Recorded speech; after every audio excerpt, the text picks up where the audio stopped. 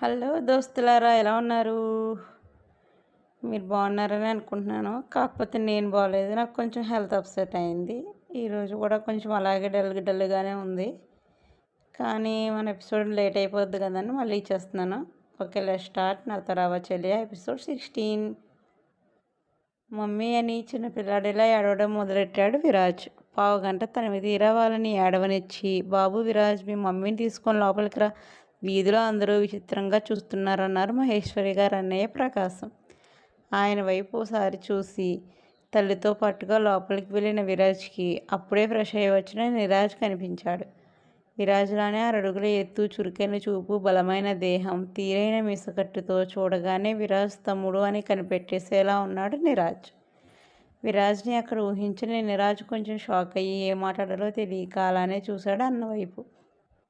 మహేశ్వరి గారిని వదిలి నీరాజ్ దగ్గరికి వెళ్ళి ప్రేమగా తమ్ముడిని హత్తుకున్నాడు విరాజ్. మొదటి నుంచి విరాజ్ అంటే అడ్మైరింగ్ ఫీలింగ్, రక్త సంబంధం వల్ల ప్రేమ ఉండడంతో అన్నలా హత్తుకోగానే కళ్ళలో నీళ్లు, మనసులో ఆనందం ఒకేసారి ఉప్పొంగాయి నిరాజ్కి. ఇన్నేళ్లలో ఒక్కసారైనా మాకు కనిపించాలనుకోలేదా? మేము నిన్ను యాక్సెప్ట్ చేయమనుకున్నావా, లేదంటే మా మీద కోపమా అని బాధగా అడిగాడు విరాజ్ తమ్ముడు చెంపపై చెయ్యి వేసి. ప్లీజ్ సార్, అలా అనొద్దు అన్నాడు నిరాజ్. సారా, నన్ను అన్నయ్య అని పిలవడం ఇష్టం లేదా? గుండె బరువెక్కింది విరాజ్కి. నో, అలాంటిదేం లేదు సార్. సారీ, అలవాట్లో పొరపాటు. అలాంటిదేం లేదన్నయ్య, నాకు మీ మీద ప్రేమ తప్ప కోపం లేదు. చిన్నప్పటి నుంచి పరిస్థితులు వివరిస్తూ పెంచారు మామయ్య నన్ను. అర్థం చేసుకున్నాను అన్నాడు నిరాజ్. ఆలోచనతో పరిస్థితులు అర్థం చేసుకోవడం మన రక్తంలోనే ఉందని. మమ్మీ, నువ్వు నిరాజ్ మావయ్య లగేజ్ ప్యాక్ చేసుకొని ఇంకో గంటలో మనం బయలుదేరుతున్నాం అన్నాడు విరాజ్. ఎక్కడికి అడిగారు మహేశ్వరి గారు. మన ఇంటికి అన్నాడు విరాజ్. లేదు వీరు, నేను ఆ ఇంటికి రాలేను. మీ డాడీ మాట కాదని. నో విరాజ్, ఐ కాంట్ అన్నారు మహేశ్వరి గారు. Mummy, are you serious? డాడీతో నేను మాట్లాడతాను. అండ్ అయినో కారణం లేకుండా నువ్వు ఎలాంటి పని చేయవు అని. ప్లీజ్ మమ్మీ, నా మాట విను. నువ్వు లేని ఇంట్లో నేను ఉండలేకపోతున్నాను అన్నాడు విరాజ్. వీరు చిన్నపిల్లాడిలా మాట్లాడుకున్న కోపం వస్తుందన్నారు మహేశ్వరి గారు. నాకు కూడా నిన్నటి నుంచి కోపం తెగొచ్చేస్తుంది, అదేంటో అన్నాడు విరాజ్.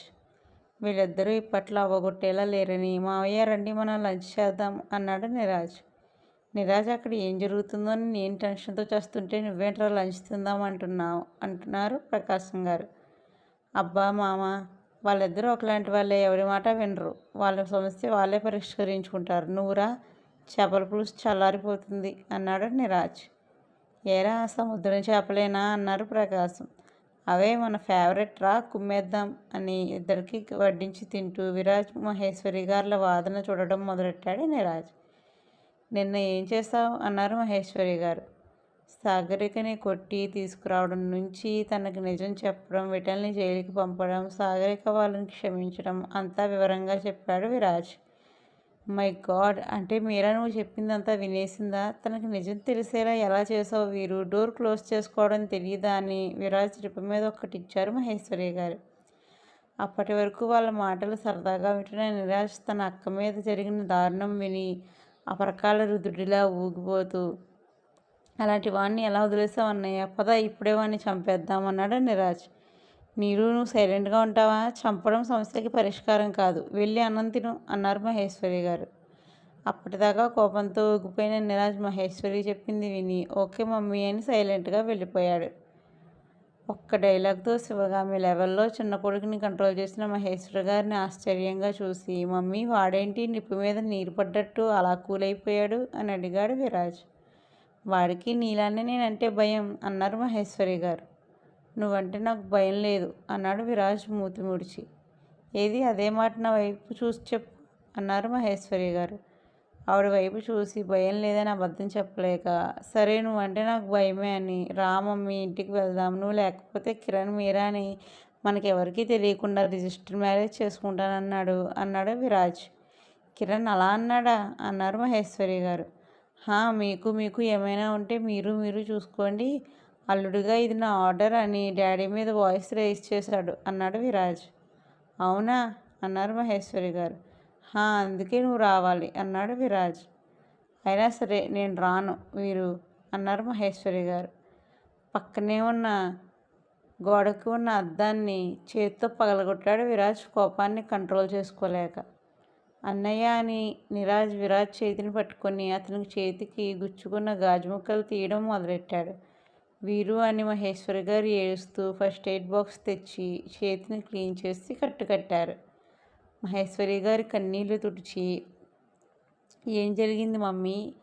తమ్ముడు పుట్టుక గురించి డాడీ దగ్గర ఎందుకు దాచావు అని సీరియస్గా అడిగి, అండ్ నీరజ్, నువ్వు ఆ విటల్ కంపెనీలో ఎందుకు జాయిన్ అయ్యావు? వాడి సీక్రెట్స్ నాకెందుకు చెప్పావని అడిగాడు విరాజ్. ఓ బుడ్డి ఫ్లాష్ బ్యాక్కి వెళ్దాం పదండి, ట్రైన్ ఎక్కండి. సాగర్ గారి మొదటి భార్య పేరు మీరాదేవి. వీరిద్దరిది ప్రేమ వివాహం. వీళ్ళ ప్రేమని ముందు నా సాగర్ గారి నాన్నగారు ఒప్పుకోలేదు. కారణం, తన సొంత మేనకోడలైన మహేశ్వరిని ఆయన కోడలుగా చేసుకుందామనుకున్నారు. మహేశ్వరికి కూడా సాగర్ అంటే ప్రాణం. చిన్నప్పటి నుండి బావే నీ మొగుడని చెప్పి పెంచడం వల్ల ఆమె తెలియకుండానే ఆయన్ని మనసంతా నింపుకుంది. కానీ సాగర్ మాత్రం తను ఎప్పుడూ మహేశ్వరి గారిని ప్రేమించలేదని, ఆమెను తన భార్య స్థానంలో ఊహించుకోలేనని, తనతో కలిసి చదువుకుంటున్న మీరాదేవినే పెళ్లి చేసుకుంటానని తెగేసి చెప్పాడు. ఆ అమ్మాయిని పెళ్లి చేసుకుంటే నేను చస్తానని బెదిరించాడు సాగర్ తండ్రి. దేవిని కాదని మహిని ఇచ్చి పెళ్లి చేస్తే నేను చస్తానన్నాడు సాగర్. సాగర్ మొండితనం తెలిసి అతని తల్లి, అతని మేనత్త అంటే మహేశ్వరి అమ్మ సాగర్ నాన్నగారిని ఒప్పించి మీరాదేవితో పెళ్లి చేశారు. ఆమె చాలా అనుకో ఉన్న అమ్మాయి. తనకి తండ్రి లేరు, తల్లి మాత్రమే ఉంది. ఆమె మీరాదేవిని చూసుకునేది. కూతురి సంతోషమే ముఖ్యం అనుకుని ఆమె సాగర్ దేవిల పెళ్లి అంగీకరించింది. ముందు నుంచి మహేశ్వరి గారు కొంచెం ఆర్థిక భావాలున్న మహిళ. ప్రతి విషయంలో ఖచ్చితత్వం కోరుకోవడం ఆమెకు అలవాటు. ప్రేమించిన వ్యక్తి తన సొంతం కాడని తెలిసి ఏడుస్తూ కూర్చోకుండా తన చదువుని కొనసాగించి తనకంటూ గుర్తింపు సాధించుకుంది. చిన్న వయసు, పైగా మొండిఘటం కావడంతో ఆమె దగ్గర పెళ్లి సంగతి తేవడానికే భయపడేవారు అందరూ. ఇదిలా సాగుతున్న తరుణంలో తన అనుకువతో అందరి దగ్గర మంచి పేరు తెచ్చుకుంది మీరాదేవి. ఇష్టం లేని కోడల్ని పెద్దగా ఆమెని పట్టించుకొని మామగారితో కోడలంటే నా కోడల్లా ఉండాలని అనిపించుకుంది మీరా. అందరికీ తల్లో నాలుకలాంటి మీరాదేవి పెళ్ళైన ఏడాదికి నెల తప్పి ఆ వంశానికి వారసుని కనింది. అప్పటి నుంచి మీరాదేవి మీద ప్రేమ అంచెలంచెలుగా పెరుగుతూనే పోయింది అందరికీ. అలాగని మహేశ్వరి గారికి మీరాదేవి అంటే ఎలాంటి కోపం కానీ ద్వేషం కానీ లేవు. తనతో కలివిడిగా ఉంటూ అక్క అక్క అని ఆమె వెంట తిరిగేది. విరాజ్ పుట్టాక తాతకి వ్యాపారంలో బాగా కలిసొచ్చింది. సాగర్కి ఉద్యోగంలో ప్రమోషన్ కూడా వచ్చింది. అందరి జీవితాలు ఆనందంగా సాగబోతున్న తరుణంలో మీరాదేవి మళ్ళీ గర్భవతి అయింది. అప్పుడు కూడా అందరూ ఆమెను కాళ్ళకి అందకుండా చూసుకున్నారు. అప్పుడే అనుకోని సంఘటన జరిగింది. కూతుర్ని కని అధిక రక్తస్రావం ఇంకా కొన్ని కాంప్లికేషన్స్ వల్ల మీరాదేవి చనిపోయింది. ఒక్కసారిగా తన ప్రపంచం కూలిపోవడంతో సాగర్ని ఆపడం ఎవరి తరం కాలేదు. మీరాదేవి మీద అతనికున్న ప్రేమ ఆమె మరణాన్ని జీర్ణించుకోలేకపోయింది. గుండెల విసేలా ఏడవడం తప్ప ఏం చేయలేకపోయారు అందరూ. 2 ఏళ్ల విరాజ్ని, కొన్ని గంటల వయసున్న మీరాని మహేశ్వరియే చూసుకునేది. సాగర్ కొద్దిగా మామూలు మనిషి అవుతున్నాడనగా కూతురులాంటి కోడలు మరణాన్ని తట్టుకోలేక గుండెపోటుతో మరణించారు సాగర్ తండ్రి. భార్య చావు నుంచే కోలుకొని సాగర్ తండ్రి మరణంతో ఇంకా వీక్ అయిపోయాడు. మీరాకి 5 నెలలు వచ్చేదాకా పిల్లలిద్దరినీ సాగర్ని మహేశ్వరి మీరాదేవి తల్లే చూసుకునేవారు. అలాంటి తరుణంలోనే పిల్లలకి తల్లి అవసరం ఉంటుందని మహేశ్వరి గారిని పెళ్లి చేసుకోమని అడిగారు సాగర్ తల్లి. కానీ సాగర్ ఒప్పుకోలేదు. ఒకవేళ మహేశ్వరికి పిల్లలు పుడితే తన పిల్లల్ని సరిగ్గా చూసుకోదేమో అనే భయం ఉండేది ఆయనకి. ఇదిలా ఉండగా కూతురి మీద బెంగతో మీరాదేవి చనిపోయిన 6 నెలలకి ఆమె తల్లి కూడా చనిపోయింది. బాబు, మాకు వయసు అయిపోతుంది, నేను ఎప్పుడు చేస్తానో తెలియదు. నేను కూడా చస్తే నీ పిల్లల్ని చూస్తే ఆడదిక్కే ఉండదని మహేశ్వరిని పెళ్లి చేసుకోమని బాధపడింది సాగర్ తల్లి. సరే, నేను మహేశ్వరిని పెళ్లి చేసుకుంటాను, కానీ తన పిల్లలు పుట్టకుండా ఆపరేషన్ చేయించుకోవాలని కండిషన్ పెట్టారు సాగర్ గారు. దానికి మహేశ్వరి తండ్రి అన్న ప్రకాశం అస్సలు ఒప్పుకోలేదు. కానీ మహేశ్వరి వాళ్ళ ఎవరి మాట వినకుండా, ఎవరికీ చెప్పకుండానే ఆపరేషన్ చేయించుకుంది. ఆ వెంటనే సింపుల్గా సాగర్ మహేశ్వరిల పెళ్లి జరిగింది. మహి, నీకు తెలుసు కదా మన పెళ్ళి ఏ పరిస్థితుల్లో జరిగిందో. నా నుంచి ఇప్పుడప్పుడే నువ్వు ఏం ఎక్స్పెక్ట్ చేయకు. అలా అని జీవితాంతం నీకు అన్యాయం చేయను, కానీ దేవిని మర్చిపోవడానికి నాకు టైం కావాలన్నారు సాగర్ గారు శోభనం గదిలో మీరాని ఒళ్ళో వేసుకొని ఉన్న మహేశ్వరి గారిని చూస్తూ. మీరు అక్కని మర్చిపోయి నన్ను ప్రేమించాలని నేను ఎప్పుడూ కోరుకోను సాగర్. మీరు నన్ను అక్కని ప్రేమించినట్టు ప్రేమిస్తే చాలు. ఇంకో విషయం, ఈ రోజు నుంచి ఎప్పుడూ కూడా నన్ను వీరు మీరాలకి సవతి తల్లిని అని అనద్దు. ఆ మాట మీ నోటి నుంచి వస్తే నా అంత చెడ్డదెవరూ ఉండరు. వీళ్ళు నా పిల్లలే, నా సొంత కొడుకు కూతురు అన్నారు మహేశ్వరి గారు. నీకు అందరిలా నీ కడుపులో బిడ్డని మోసి సంపూర్ణమైన అమ్మతనం పొందాలని ఎప్పుడు అనిపించలేదా మహి అని అన్నారు సాగర్ గారు. చాలాసార్లు అనిపించింది, కానీ నేను పిల్లల్ని కనాలనుకుంటే మీరు నాకు దక్కరు కదా. నాకు నా కడుపులో మోసే బిడ్డ కంటే మీరే ముఖ్యం, మీరు మాత్రమే అన్నారు మహేశ్వరి గారు. ఆమెకి తన మీద ఉన్న ప్రేమకి ఆశ్చర్యపోయి, నా మీద ఇంత ప్రేమ ఉన్న నువ్వు నిన్ను కాదని దేవిని పెళ్లి చేసుకున్నప్పుడు బాధపడలేదా అని అడిగారు సాగర్ గారు. బాధపడలేదా అంటే? బాధపడ్డాను, కానీ నన్ను కాదన్న మనిషి కోసం పిచ్చిదాన్ని అవ్వలేను కదా. అందుకే బాధని దిగుమింగుకున్నానని చెప్పారు మహేశ్వరి గారు.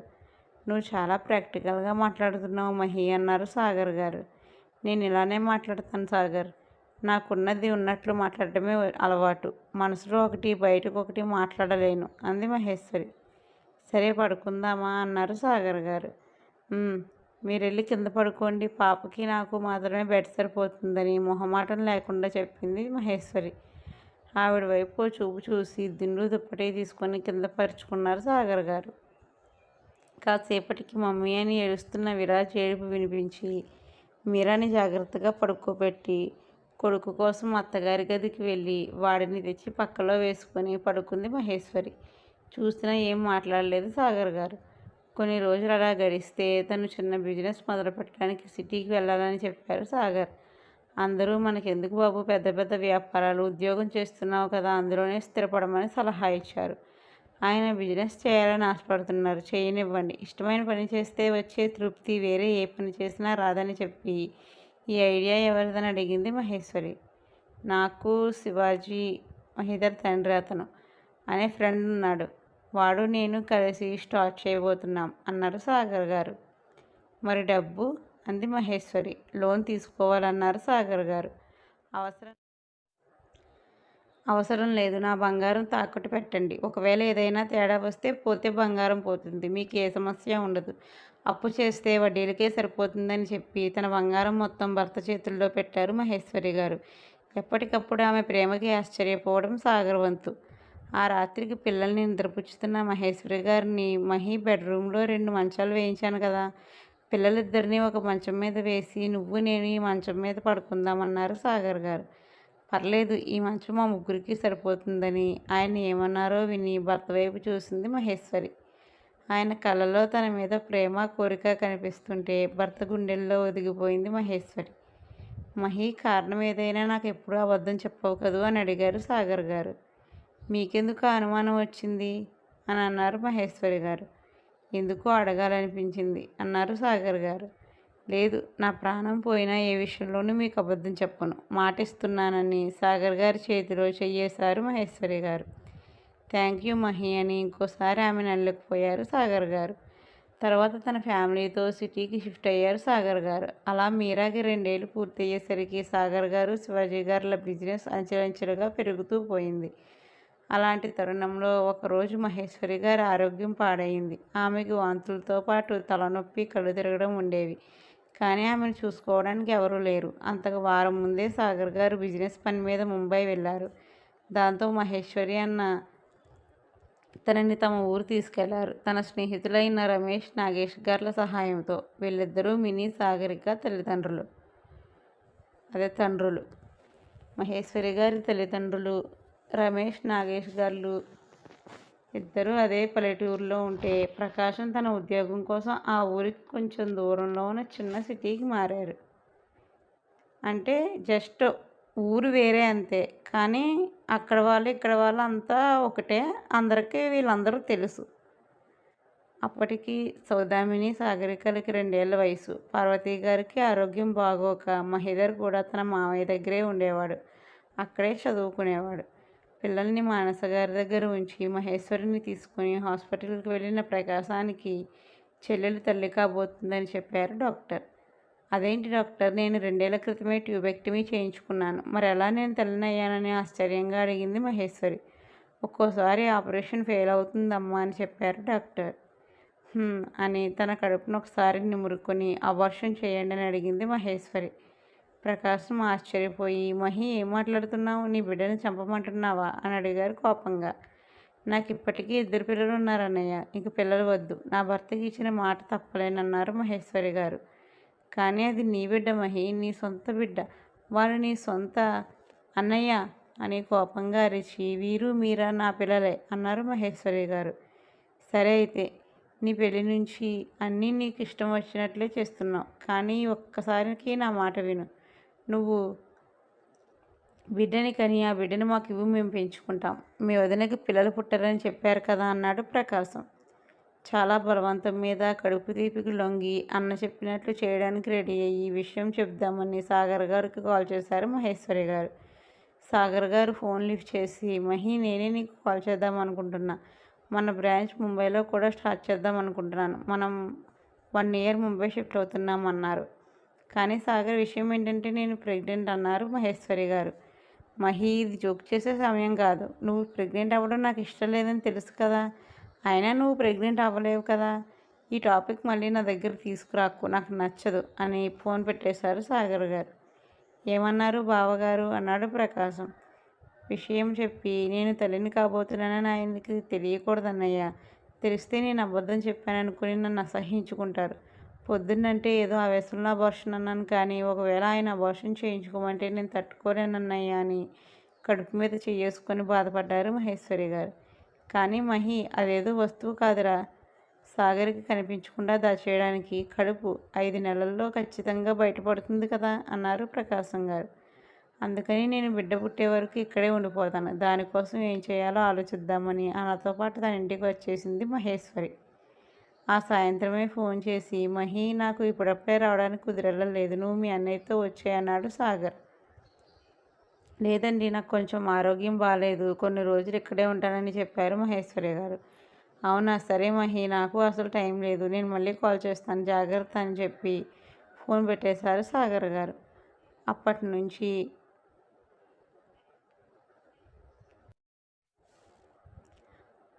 నుంచి విరాజ్ మీరాకి కూడా కొంచెం దూరం పాటిస్తూ వాళ్ళని పల్లెటూరులో తన అమ్మ నాన్న దగ్గరుంచి చిన్నికి, మహికి, సౌదామినికి దగ్గర చేసింది మహేశ్వరి.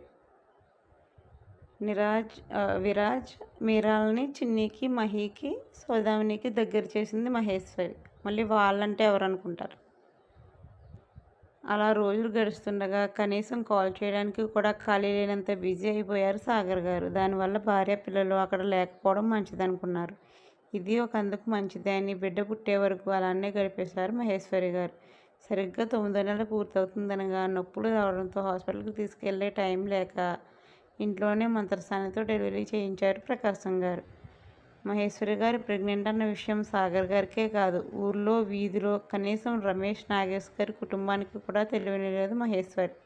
ఆ మంత్రసానికి చాలా పెద్ద మొత్తంలో డబ్బులు ఇచ్చి మహేశ్వరికి పురుడు పోసిన సంగతి ఎవరికీ చెప్పొద్దని చెప్పారు ప్రకాశం గారు. సరే బాబు అని వెళ్ళిపోయింది ఆవిడ. ఆ తర్వాత మహేశ్వరి బిడ్డని పెంచుకోవడానికి తీసుకొచ్చుకున్నామని ఊర్లో అందరినీ నమ్మించారు ప్రకాశం గారు. కానీ ఎదిగే కొద్దీ విరాజ్ సాగర్ గారి పోలికలు కనిపించడంతో తను ఉంటున్న చిన్న టౌన్ నుంచి గుంటూరు వెళ్ళిపోయి స్థిరపడ్డారు. ఆయన భార్య చనిపోయాక గుంటూరు నుంచి తమ సొంత ఊరు వచ్చేశారు ప్రకాశం గారు. నిరాజ్ అప్పుడప్పుడు ఆయన చూడడానికి మాస్క్ వేసుకొని వచ్చేవాడు. నిరాజ్ ఎక్కువగా వైజాగ్లోనే ఉండేవాడు. బిడ్డ పుట్టిన 4 నెలలకి తిరిగి వచ్చారు సాగర్ గారు. అప్పటి నుంచి అందరి జీవితాలు మామూలుగానే సాగాయి. ప్రకాశం గారు ఒక బిడ్డని పెంచుకుంటున్నారని సాగర్ గారికి ఎప్పటికీ తెలియలేదు. వాళ్ళిద్దరూ పెద్దగా మాట్లాడుకోరు కాబట్టి నిజం తెలిసే అవకాశమే లేకుండా పోయింది. మహేశ్వరి గారిని ట్యూబెక్టమీ చేయించుకున్నప్పటి నుంచి ప్రకాశానికి, సాగర్కి మాటలు లేవు. ఇది విరాజ్ జరిగింది. ఆయన నన్ను ఎక్కడ అపార్థం చేసుకుంటారో అని నా కడుపు తీపిని చంపుకోలేక, నాకు బిడ్డ ఉన్నా మీ మీద చూపించే ప్రేమ మారదని నిరూపించుకోలేక ఆయనకి విరాజ్ గురించి చెప్పలేదు. అంతేకాని ఆయన్ని మోసం చేయాలని కాదు అని బాధపడ్డారు మహేశ్వరి గారు. తమ కోసం తన సొంత బిడ్డని చంపుకోవడానికి రెడీ అయిన తల్లిని చూసి బాధపడ్డాడు విరాజ్. తన కడుపులో బిడ్డ పెరుగుతుందని ఎవరికీ చెప్పుకోవడానికి కాదు కదా, కనీసం తను ప్రశాంతంగా ఆ అనుభూతిని కూడా పొందలేకపోయిందని, అవన్నీ చేయడానికి ఆమె ఎంత స్ట్రెస్ తీసుకొని ఉంటుందో గ్రహించి, డాడీతో నేను మాట్లాడతాను మమ్మీ, ఆయన నువ్వు చెప్పింది వినేలా చేస్తానని తమ్ముడు వైపు తిరిగాడు విరాజ్.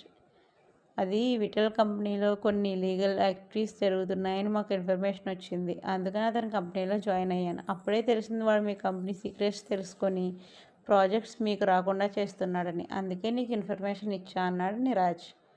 అంటే నువ్వు అన్నాడు విరాజ్ పక్కనే గోడకి హ్యాంగ్ చేస్తున్న యూనిఫామ్ని చూస్తూ. ఐఆమ్ ఏసీపీ నీరాజ్ వర్మ అన్నాడు Neeraj. My God, I'm proud of you my brother అని విరాజ్ని హగ్ చేసుకొని ఇక ఎవరి మాట వినకుండా తల్లిని తమ్ముడిని మామయ్యని తీసుకుని తమ ఇంటికి బయలుదేరాడు విరాజ్. Back to Sagarika. సాగరిక నవీన్ ఇంటికి వెళ్తుంది కదా, అక్కడ సాగరిక వచ్చావా, నాకు తెలుస్తలే నువ్వు వస్తావని, నువ్వు కూడా నన్ను చాలా మిస్ అయ్యావు కదూ అని సాగరిక మొహం తడుముతూ ప్రేమగా అడిగారు ఇంద్రాణి గారు. ఆవిడ ప్రేమకి ఆశ్చర్యపోవడం మహీవంత అయితే, నేను కూడా నిన్ను చాలా మిస్ అయ్యానమ్మా అంది సాగరిక ఆవిడని హక్ చేసుకొని.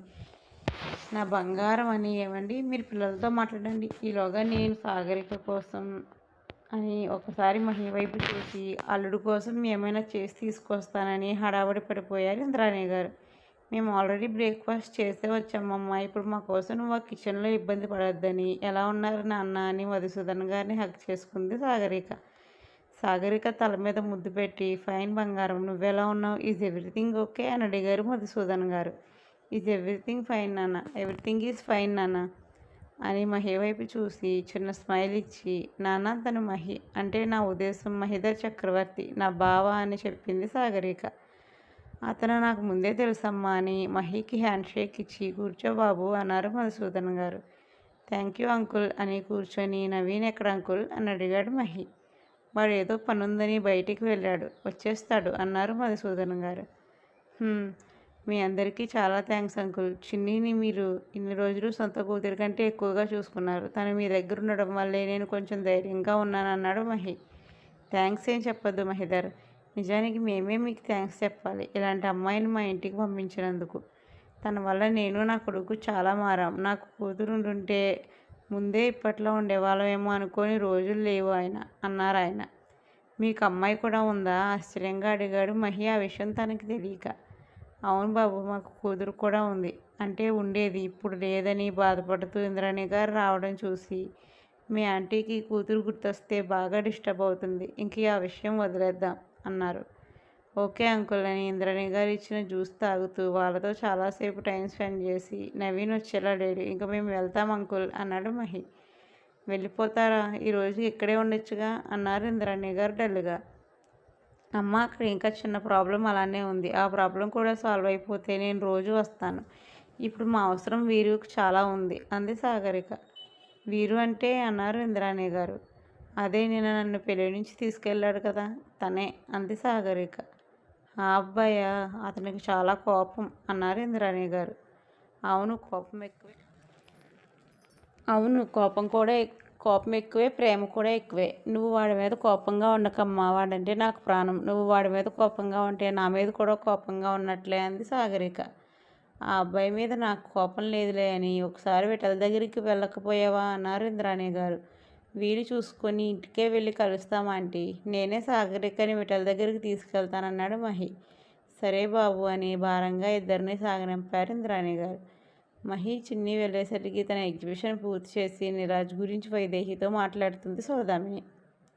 హాయ్ వైదేహి అన్నాడు మహి. హలో మహి బావ, ఏంటి రోజు రోజుకి నీ అందం పెరిగిపోతుంది, మా సాగరిక అందం అంటించుకుంటున్నట్లున్నావే అంది వైదేహి చిరిపిగా నవ్వుతూ. అలా అంటావా, నువ్వేమంటే అదే, ఏంటి సడన్గా వచ్చావు అన్నాడు మహి. మీరంతా మా మినీ అక్కని వదిలేసి వెళ్ళిపోయారు, అందుకే తనకి తోడుగా నేను వచ్చానంది వైదేహి. బాగా అలవాటు చేసుకో మీ మినీ అక్కని, ఎలానో ఇద్దరు కాబోయే తోడుకోడలేగా ఆట పట్టించాడు మహి. బావా ప్లీజ్ అంది వైదేహి అందంగా సిగ్గుపడుతూ. అరే మా టపాకాయకి సిగ్గుపడడం కూడా వచ్చాయని వైదేహి తల నిమిరి, అవును నువ్వు యుఎస్ వెళ్ళాలిక చదువు పూర్తి చేయడానికి అన్నాడు మహి. నో బావా, నాకు వెళ్ళే ఉద్దేశం లేదు. ఇంతకు ముందైనా మా అమ్మ గోల పడలేక వెళ్ళానే కానీ నాకు అంత దూరం వెళ్ళడం ఇష్టం లేదు. నా స్టడీస్ ఇక్కడే కంప్లీట్ చేయాలని డిసైడ్ అయ్యానంది వైదేహి. అయితే నీకోసం మీరా చదివిన కాలేజీలో మాట్లాడతాను. స్టడీని మధ్యలో ఆపేయడం మంచి ఆలోచన కాదు. నాకు కొంచెం వర్క్ ఉంది, మీరు మాట్లాడుకోండి అని చెప్పి సాగరిక వైపు చూసి చిన్న స్మైల్ ఇచ్చి వెళ్ళిపోయాడు మహి. నవ్వుతో చంపుతాడు సచ్చినోడని మహిని తిట్టుకుంటున్న సాగరికని, అక్క ఇక నుంచి బావ రోజు కనిపిస్తాడు, నువ్వు రోజు చూసుకోవచ్చు, ఐ మీన్ సైట్ కొట్టుకోవచ్చు, ఇప్పుడైతే మాతో జాయిన్ అవ్వు అంది వైదేహి. ఇంతకు ముందులా వైదేహి మాటలకి చిరాకు రాకపోగా సరదాగా అనిపించి, ఏం నువ్వెప్పుడు నిరాజుకి సైట్ కొట్టలేదా అని అడిగింది సాగరిక. ఎక్కడక్క, మీ మరిది మొహం ఎప్పుడు చూపించాలి, ఎప్పుడు మొహానికి మాస్క్ వేసుకొని తిరుగుతాడంది వైదేహి డల్లుగా. తను కూడా ఎప్పుడూ నిరాజ్ మొహం చూడలేదు కాబట్టి తన ఐడెంటిటీ దాచడానికి అలా మాస్క్ వేసుకొని తిరుగుతాడేమోలే అంది సాగరిక. అవునక్క, ఆయన మాస్క్ వేసుకోకపోతే విరాజ్ బాబుని ఒకసారి చూసిన వాళ్ళైనా సరే తన తమ్ముడని ఇట్టే కనిపెట్టేస్తారు, అంతలా పోలికలుంటాయి ఇద్దరికి. కళ్ళు అయితే సేమ్ డిట్టో అంది వైదేహి. అని ముగ్గురు చాలాసేపు మాట్లాడుకుని లోపలికి వస్తున్న సాగర్ గారిని చూసి లేచి నించున్నారు. అరే ఎందుకు నించున్నారు, నో ఫార్మాలిటీస్, కూర్చోండి తల్లి, నేను ఫ్రెష్ అయ్యి వస్తాను, లంచ్ చేద్దామన్నారు సాగర్ గారు. ఓకే మామయ్య అన్నారు ముగ్గురు ఒకేసారి. మై గాడ్, మీరు అలా పిలుస్తుంటే నాకు చాలా అంటే చాలా సంతోషంగా ఉందిరా. ఈరోజు మీ ముగ్గురికి ఏదో ఒక గిఫ్ట్ ఇవ్వాల్సిందే అన్నారు సాగర్ గారు హ్యాపీగా నవ్వుతూ. అవేం వద్దు మావయ్య, మీరు వెళ్ళి ఫ్రెష్ అయ్యిరండి అన్నారు ముగ్గురు ఒకేసారి. వాళ్ళని చూసి నవ్వుకుని తన రూమ్కి వెళ్ళి తనకు తెలిసిన గోల్డ్ షాప్ నుంచి ఈ ముగ్గురికి కూడా డైమండ్ ఇయర్ రింగ్స్ ఆర్డర్ చేసి ఫ్రెష్ అయ్యి వచ్చారు సాగర్ గారు. మహిని పిలువు వైదేహి అంది సౌదామిని. తనెందుకు, నేను వెళ్ళి పిలుస్తాను అంది సాగరిక. వద్దు, నువ్వు వెళ్తే ఇంక డిన్నర్ టైంకే కిందకు వస్తారు మీరు, వైదేహి వెళ్ళు అంది మిని. అంత ఎక్కిరించాల్సిన అవసరం లేదు, చూడు నేనే వెళ్ళి 10 నిమిషాల్లో బావను తీసుకొని వస్తానని సర్రున మహి రూమ్ వైపు వెళ్ళింది సాగరిక. తనని చూసి నవ్వుకుని డైనింగ్ టేబుల్ మీద అన్నీ సర్ది పెట్టడంలో పడ్డారు వైదేహి మిని. డోర్ నాక్ చేసింది సాగరిక. కమిన్ అన్నాడు మహి సీరియస్గా. లోపలికి వెళ్ళి బిజీగా ఉన్నావా అంది సాగరిక. ఆమె వైపు చూసి నవ్వి మాక్బుక్ని పక్కన పెట్టి సాగరికని ఒడిలో కూర్చోబెట్టుకొని, చాలా రోజుల నుంచి ఆఫీస్కి వెళ్ళలేదు కదా, అందుకని వర్క్ పెండింగ్ ఉండిపోయింది అన్నాడు మహి. అతని చేతులు తన నడుము చుట్టూ వేయించుకొని పట్టుకొని, వర్క్ తర్వాత చేద్దువు, ఫస్ట్ వచ్చి లంచ్ చేయి బావా అంది సాగరిక. నువ్వు ఇలా బావా అని రోజు పిలిస్తే చాలు, నాకు కడుపు నిండిపోతుంది, ఇక బ్రేక్ఫాస్ట్ లంచ్ డిన్నర్ ఏం అవసరం లేదన్నాడు మహి. ఫ్లర్ట్ చేయకు పదా అని పైకి లేచింది సాగరిక. సాగరికని దగ్గరికి లాక్కుని ఆమె బుల్లి బజ్జులో మొహం రుద్దుతూ ఒక ముద్దు వెవే మరదల పిల్ల అని గారాలు పోయాడు మహి. అతని మొహాన్ని పైకెత్తి నుదుటి మీద కిస్ చేసి పద అంది సాగరిక. నేనేమైనా చిన్నపిల్లాడినా నుదుటి మీద ముద్దు పెట్టను అన్నాడు మహి. నువ్వు ముద్దన్నావు, ఇచ్చాను, ఎక్కడో చెప్పకపోవడం నీ తప్పు, ముందు కిందకి పద, నేను 10 నిమిషాల్లో తీసుకొస్తానని ఛాలెంజ్ చేశాను కింద, ఆల్రెడీ 7 minutes అయిపోయాయి అంది సాగరిక. నువ్వు ఛాలెంజ్లో గెలవాలంటే నేను కిందకి రావాలా అన్నాడు మహి. అవును అంది సాగరిక. అయితే నేను గెలిపిస్తే నాకేంటి అన్నాడు మహి. ఏం కావాలి అంది సాగరిక. స్ట్రాంగ్ లిప్ కిస్ ఇస్తానంటే వస్తా అన్నాడు మహి. ఇంకా 2 minutes మాత్రమే ఉండడంతో సరే నైట్కి కిస్ ఇస్తాను పదా అని మహికి మాట్లాడే అవకాశం ఇవ్వకుండా ఈడ్చుకుపోయింది సాగరిక. సరిగ్గా చెప్పిన టైంకి మహిని తీసుకొచ్చిన సాగరిక వైపు చూసి పెదాలు విడులా వంచి కనుబొమ్మలు ఎగరేశారు తోడుకోడళ్ళిద్దరు. వాళ్ళ వైపు ఒక యాటిట్యూడ్ లుక్ ఇచ్చి మహితో కలిసి చైర్లో కూర్చుంది సాగరిక. ఈలోగా సాగర్ గారు కూడా రావడంతో అందరూ ప్రశాంతంగా లంచ్ పూర్తి చేశారు. వీళ్ళు తినేసరికి సాగర్ గారు ఆర్డర్ చేసిన ఇయర్ రింగ్స్ రానే వచ్చాయి. ఏంటవి అన్నాడు మహి. ఇవి నీకు కాదులే, నా కోడళ్ళకి, ఈరోజు ముగ్గురు నన్ను మామయ్య అని పిలిచారు, అందుకే వాళ్ళకి గిఫ్ట్స్ అని ముగ్గురికి ఒకేలాంటి ఇయర్ రింగ్స్ గిఫ్ట్ చేశారు సాగర్ గారు. మినీ వైదేహి వాటిని అధికారంగానే తీసుకుంటే థ్యాంక్స్ మావయ్య అంటే సాగరిక మహి వైపు చూసింది. అతను తీసుకోమని కళ్ళతోనే చెప్పడంతో తీసుకొని థ్యాంక్ యూ మావయ్య అంది సాగరిక కూడా. ఎంతైనా ఆడపిల్లలుంటే ఆ కళే వేరు మహి అని. అయ్యో మీరా విషయం మర్చిపోయాను, ఉండండి తనకి కూడా ఇంకో సెట్ పంపమని కాల్ చేస్తాను, మీరు వెళ్ళి రెస్ట్ తీసుకోండి అని తన రూమ్కి వెళ్ళారు సాగర్ గారు. చిన్ని నాకు కొంచెం ఇంపార్టెంట్ వర్క్ ఉందిరా, ఈవినింగ్ వరకు డిస్టర్బ్ చేయొద్దని చెప్పి తను కూడా రూమ్కి వెళ్ళిపోయాడు మహి. ఇంకా మిగిలింది ముగ్గురు లేడీస్ కాబట్టి చక్కగా తమ తమ లైఫ్ పార్ట్నర్స్ గురించి మాట్లాడుకుంటూ అలసిపోవడంతో అలానే నిద్రపోయారు. ఫార్మాలిటీస్ అన్నీ పూర్తి చేసుకొని జైలు నుంచి బయటకు వచ్చాడు విఠల్ ప్రసాద్. అతని కోసం అతని ఇంట్లోనే వెయిట్ చేస్తూ ఉంది సౌజన్య. కంటిన్యూడ్. ఎలా ఉందో చెప్పండి దోస్తులారా. రేపు మళ్ళీ కలుద్దాం. Bye, tata, see you.